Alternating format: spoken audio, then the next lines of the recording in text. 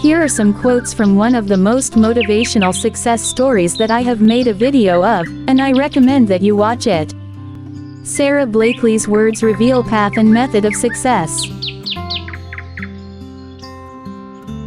It's crucial to have confidence in your feelings. Someone once said there is no such thing as a bad idea and used Ninja Turtles as an example. I can prove this statement in 2 words: footless pantyhose. If you do something better than your competitors, it doesn't matter what idea you have.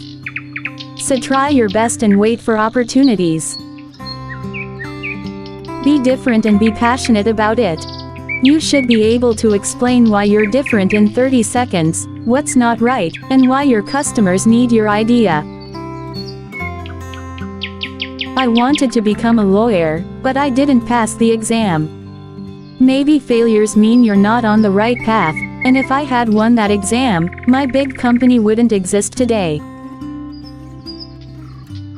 Every night at dinner, my father asked us what we failed at that day, and if we had nothing to say, he was disappointed in us. This reverse psychology cleverly pushed my brother and me out of our comfort zone and made us try things we didn't know we were good at.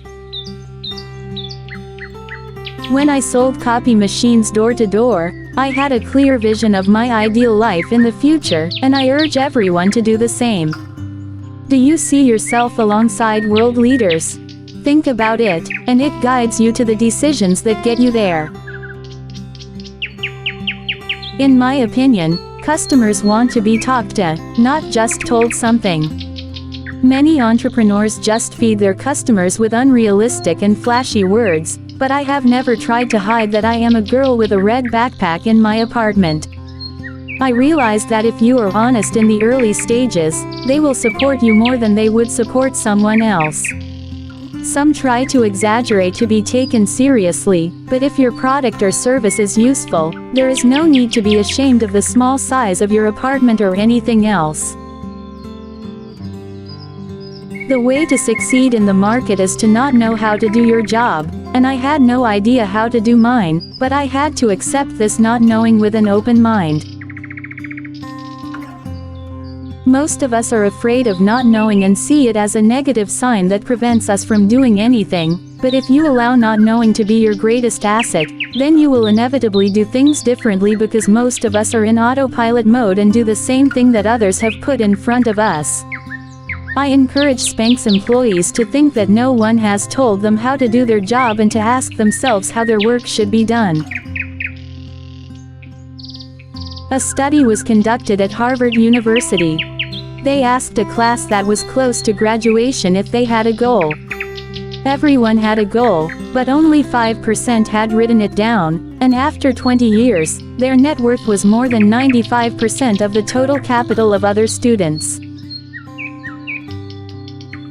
Whenever you can, hire someone to do the things you are weak at or do not like, and spend your valuable time on your abilities.